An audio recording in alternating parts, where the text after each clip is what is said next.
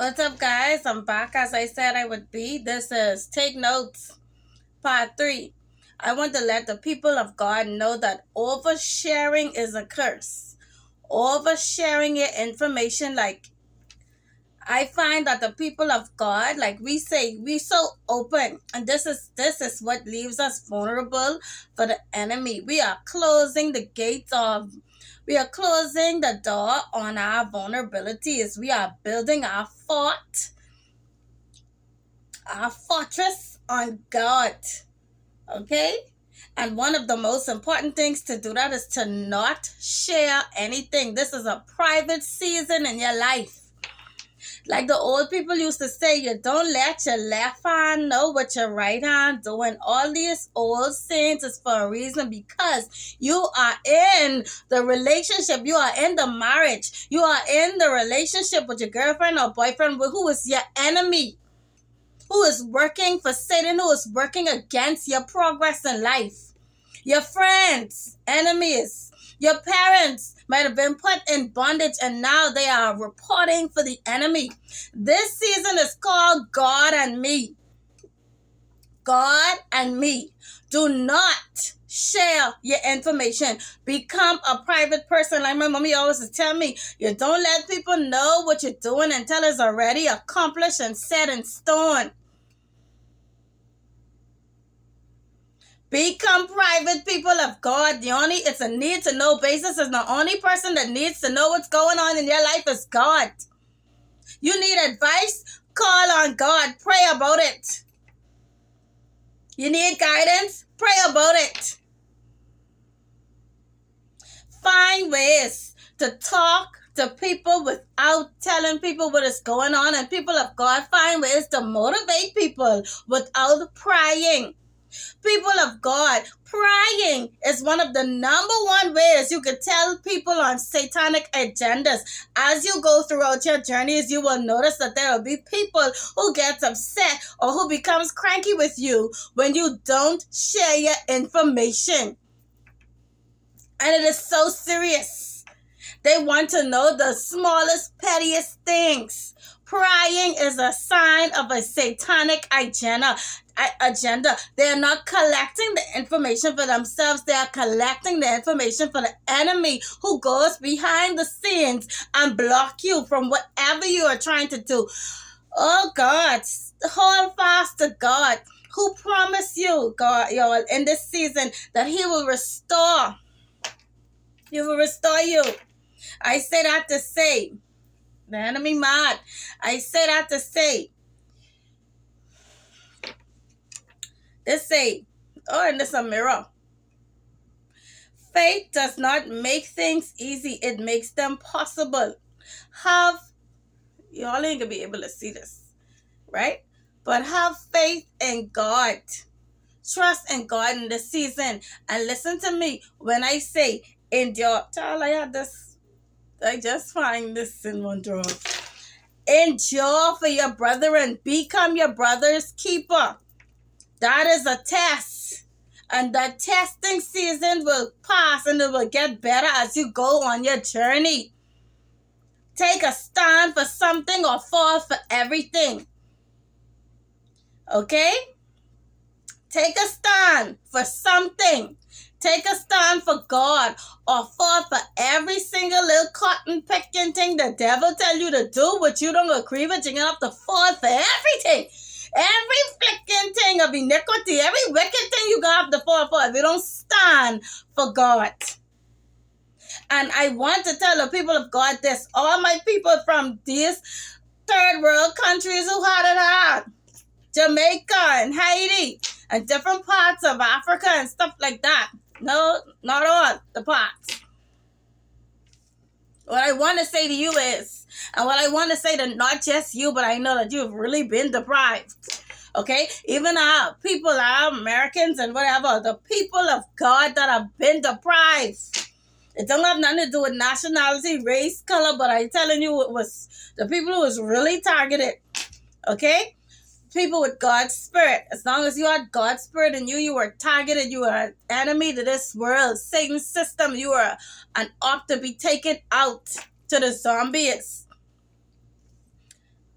I say and I say again, endure for your brethren. That means that when the iron walkie-talkie tell you move this pen to over there, so the person of God, child of God, can't find a pen when they need to sign something in an emergency. Do not listen to your iron walkie-talkie no more. Do not listen to the elites giving you commands. No matter what they threaten and they say, oh, yeah, do not listen to the iron walkie-talkie no more. Because God promises that when they come and attack on your life, God promises that He will restore the years that the locust has stolen from you, that the pest of the world has stolen from you. The people who has come and put and cost you off. The people when you sleeping in your house in the night. The illegal immigrants in your country, when you're sleeping in your house in the night, who was come and tamper with your car to give you car problems, you have car problems and bullshit, this and that. Huh? All the fuckery that is be going on. The people who come in and stealing things from you. Things going missing. The things going missing out your own house. Your clothes going missing. You can't have nothing. God promised to restore the years that you have suffered from the locust, the pest of the world, from satanic people. God promised to restore those years. Huh? And He come to show up and show off in your life. Okay? You will see that God will do wondrous things in your life after you go on your journey and trust God. One last thing I want to say in this particular video is that I say, trusting in God is a flex. Remember I told y'all, I say in my childhood, I heard God clearly speak to me, say, never be jealous. Because what? Jealousy. If we look at every crime and let me tell y'all, I watch Beauty and the Beast. And I think I'm making my next video more about that. I watched Beauty and the Beast. Beauty and the Beast came out in 1991, the year I was born. And my whole story, my whole journey is, when I watched that, I could see everything, analyze everything that's happened in that story and relate it to everything that has happened in my life. So anyway, and I said that to say is jealousy. No, I ain't said that to say jealousy or whatever. I just was saying. Okay? Jealousy is the thing that puts humanity on Satan's agendas, on the assignment, the demon of jealousy. Okay? And insecurity.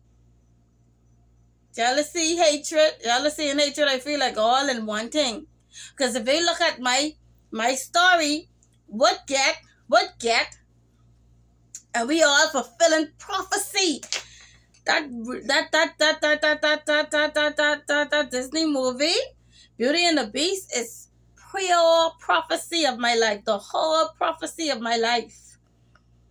Y'all go watch that. What caused my ex-husband to go and seek out wickedness upon my life? Jealousy. Jealousy makes you, the demon of jealousy, come in your life to fulfill an agenda. Jealousy makes you fulfill wicked agendas in the world. That's why God told me, 1, do not be jealous. And 2, don't never be afraid to die. Okay, people of God, don't be afraid to die. The Holy Spirit tells me that some of y'all, if y'all die with Christ, y'all will see that y'all will wish y'all to die a long fucking time. If you're blessed enough to go in Abraham's bosom, you'll wish you to die a long time. Okay? Death is not the end. We are building soldiers, warriors in the army of the Lord. You can't do nothing with a soldier, with a fearless warrior of God. You cannot do anything with a fearless warrior of God. I know that my life is an example, and all I have been throughout this whole time is fearless in having faith and trusting in God. And that's a flex. Okay? So tell them, old satanic agenda people, nah. Wait till I get my money right. Y'all gotta go through this to get to the promised land. Nah. Then you can't tell me nothing, right? Excuse me, is you saying something? Listen, tell them demon, them onion walkie-talkie, and excuse me, is you saying something? You can't tell me nothing. What is the devil going to do with a believer that's not even afraid of death? You're going to take your job? Not enough. You're going to put a flat tire on my car? Not enough. You're going to take away my girlfriend? Not enough. You're going to get me sick? Not enough.